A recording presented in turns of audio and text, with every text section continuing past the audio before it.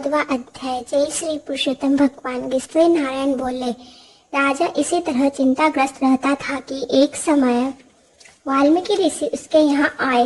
राजा ने जल्दी से उठकर भक्ति सहित उनके चरणों में नमस्कार किया। तब वाल्मीकि ऋषि राजा को शांत देखकर बोले, हे राजन, तेरे मन में जो कुछ भी चिंता हो वह तुम बिना संकोच कहो, क्या बात है? दृढ़ धनवा ने कहा, महाराज, आपके चरणों की कृपा से सब सुख है, परंतु हे विदन, एक बड़ा भारी संदेह मेरे मन में है। सो उस वन के तोते के मुख से लगे हुए शूल को आप दूर करिए।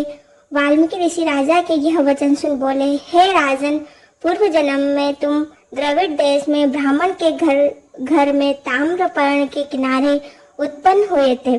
सुदेव तुम्हारा नाम था। तुम धार्मिक, सत्यवादी, जितना मिले उतने ही में संतुष्ट थे। तुम्हारी स्त्री उत्तम गुणों वाली गौतम ऋषि की पुत्री गौतमी नाम से विख्यात थी।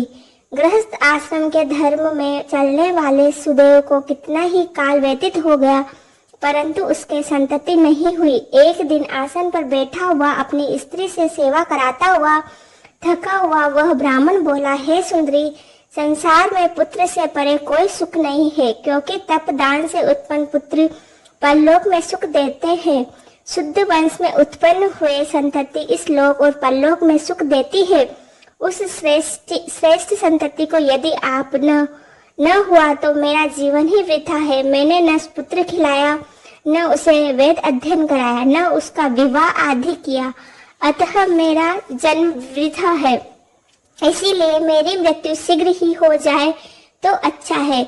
मुझको आयु प्रिय नहीं। इस तरह अपने पति के वचनों को सुन उस सुंदरी के मन में अत्यंत दुख हुआ। वह बोली, हे प्राणेश्वर, ऐसे तुच्छ वाक्य मत बोलो। तुम्हारे जैसे वैष्णव सूरवीर कभी निराश नहीं होते। विप्र, आप सत्य धर्म में तत्पर रहे। आपने तो स्वर्ग जीता है। पुत्र की इच्छा है तो जगन्नाथ की आराधना करो। वह ब्राह्मण श्रेष्ठ अपनी धर्म पत्नी के ऐसे वचन सुन निश्चय के साथ ताम्रपर्णी नदी के किनारे चला गया। वहां जाके पुण्य तीर्थ में स्नान कर महाभयंकर तप करने लगा।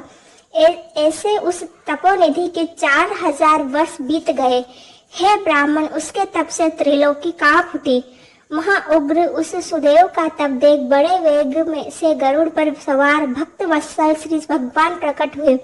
श्री नारायण बोले, हे नारद जी, नवीन मेघ के समान चतुर्भुज जगत के पालन करने में समर्थ उन मुरारी के आनंदित मुख को देखकर बड़े हर्ष के साथ सुदेव ब्राह्मण ने मुकुंद को साष्टांग प्रणाम किया। 14वां अध्याय समाप्त होता है। जय श्री पुरुषोत्तम भगवान की।